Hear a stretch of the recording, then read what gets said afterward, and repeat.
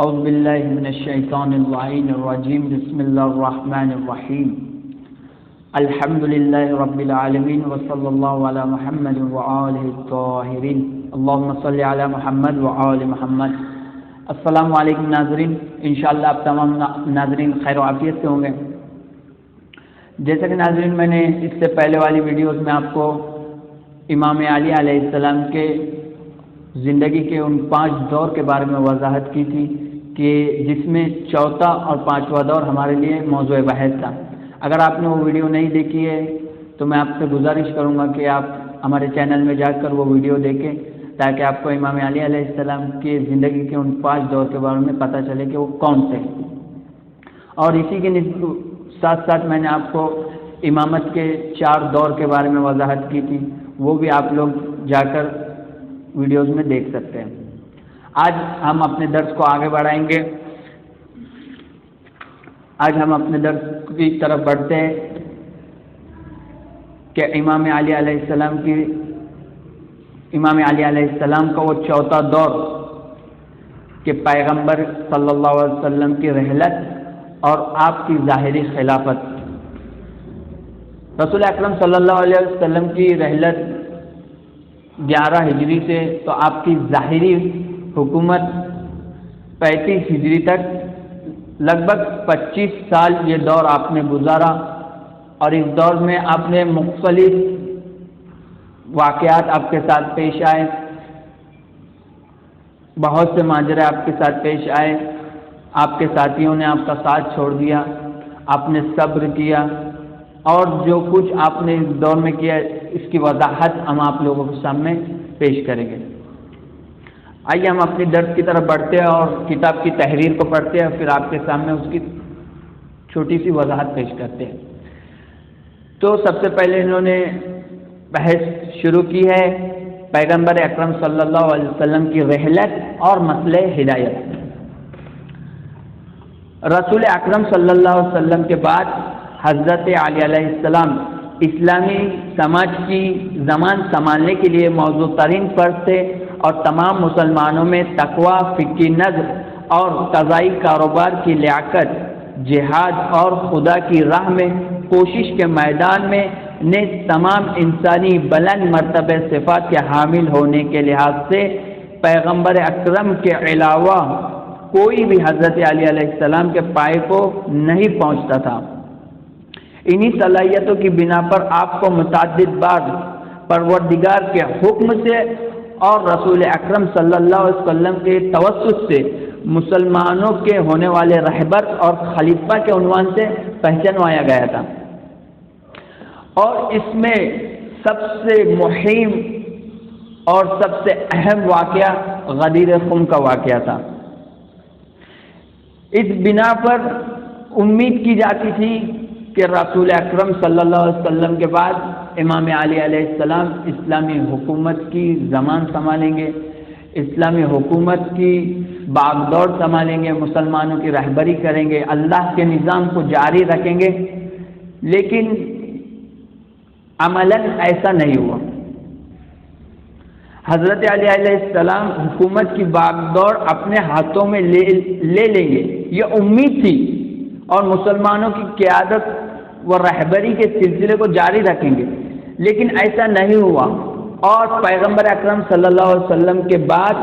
خلافت اسلامی اپنے صحیح راستے سے بھٹک گئی، اور حضرت علی علیہ السلام کو اسلامی سیاست کے میدان سے ہی دور کر دیا گیا، اور جامعہ اسلامی کے بسط و قشاد کے متعلق فیصلوں کے مرکز سے امام علی علیہ السلام کو دور کر دیا گیا۔ یہ اس لیے کہ رسول اکرم صلی اللہ علیہ وسلم نے جب اللہ کا نظام لوگوں تک پہنچایا، اللہ کی باتیں لوگوں تک پہنچائی، اسلام پہنچایا، تو کچھ لوگوں نے، کچھ قبیلوں نے، کچھ گروہوں نے اسلام کے آخر میں، کہ جب رسول اکرم صلی اللہ علیہ وسلم اپنا آخری حج کر رہے تھے اور فتح مکہ کا واقعہ پیش آیا تھا، اس وقت کچھ لوگوں نے رسول اکرم صلی اللہ علیہ وسلم پر اور اسلام پر ایمان لائے، اور ان کا ایمان جو لانا تھا، یہ ایمان جو انہوں نے لے آئے تھے، یہ خوف کی وجہ سے ایمان آیا تھا۔ ان کے دلوں میں محبت رسول نہیں تھی، ان کے دلوں میں خدا کا نظام صحیح طریقے سے نافذ نہیں ہوا تھا، ان کے دلوں میں اللہ کی محبت نہیں تھی، بلکہ انہوں نے خوف کی بنا پر رسول اکرم صلی اللہ علیہ وسلم کی فوج کی تعداد کو دیکھ کر گھبراہٹ میں اسلام کو قبول کر لیا، اور ان کی دلوں میں ابھی تک اسلام صحیح طریقے سے نہیں پہنچا تھا۔ اس وجہ سے رسول اکرم صلی اللہ علیہ وسلم کی رحلت کے بعد ہمیں امید تھی، کیونکہ لوگوں نے واقع غدیر کو اپنے آنکھوں سے دیکھا تھا، لیکن وہی لوگ رسول اکرم صلی اللہ علیہ وسلم کی رحلت کے بعد رسول اکرم صلی اللہ علیہ وسلم کے نظام کو سنبھالنے کے لیے جس شخص کو منتخب کیا گیا تھا، اسے خلافت سے دور کر دیا گیا، بلکہ اسلامی حکومت کے جو سیاسی میدان تھا، جہاں سے لوگوں کو ہدایتیں دی جاتی تھی، جہاں سے لوگوں کو بیت المال تقسیم کیا جاتا تھا، جہاں سے لوگوں کو غریبوں کو پیسہ دیا جاتا تھا، بلکہ وہاں سے بھی امام علی علیہ السلام کو دور کر دیا گیا۔ یہ اس بنا پر کہ کچھ لوگوں نے جو نظام رسول خدا صلی اللہ علیہ وسلم نے پیش کیا تھا، وہ نظام ان کے دلوں میں صحیح طریقے سے نافذ نہیں ہو پایا، وہ خدا کی محبت نہیں رکھتے تھے، وہ رسول کی محبت نہیں رکھتے تھے، وہ اسلام کی محبت نہیں رکھتے تھے، بلکہ وہ لوگ اقتدار کی حکومت رکھتے تھے، وہ لوگ پیسے کی حکومت رکھتے تھے، وہ لوگ پیسہ چاہتے تھے، وہ حکومت چاہتے تھے۔ اس بنا پر انہوں نے لوگوں کے ذہنوں کو تبدیل کر دیا، اور لوگوں کے ذہنوں کو تبدیل کرنے کے بعد جس کی حکومت تھی، جن کو حکومت پر ہونا چاہیے، اس کو حکومت سے دور کر کر اپنے آپ کو حکومت والا قرار دے دیا، اور اس بنا پر امام علی علیہ السلام کو حکومت سے دور ہونا پڑا۔ اور حکومت سے دور ہونے کے بعد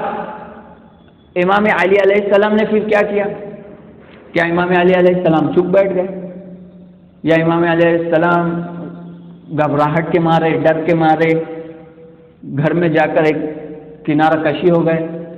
یا پھر یہ کہ امام علی علیہ السلام جو کہ حکومت کے اہل تھے، جو کہ حجت خدا تھے، جو کہ وقت کے امام تھے، خود امام کی میراث ان کے سامنے، ان کی آنکھوں کے سامنے لوٹی جا رہی؟ کیا یہ ممکن ہو سکتا ہے کہ ایک حجت خدا جو اللہ کا نظام جس کی آنکھوں کے سامنے پامال ہو رہا ہو، اس کو پامال ہوتے ہوئے دیکھے؟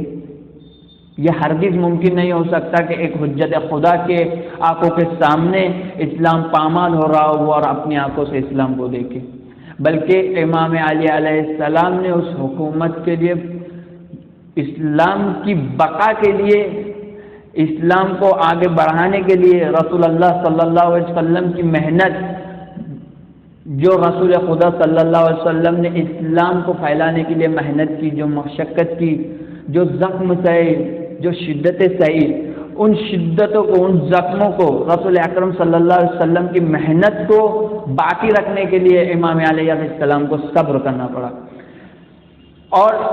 اس دور میں امام علی علیہ السلام نے کیا نمونے پیش کیے، کیا سیرت پیش کی،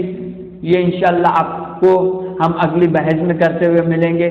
اگلے درس میں کرتے ہوئے ملیں گے کہ امام علی علیہ السلام نے ان دور میں کیا کیا۔ اس دور کا جاننا ہمارے لیے بہت ضروری ہے۔ انشاءاللہ اس کے آگے کا ہم آپ کو اگلی ویڈیو میں پیش کریں گے۔ تب تک کے لیے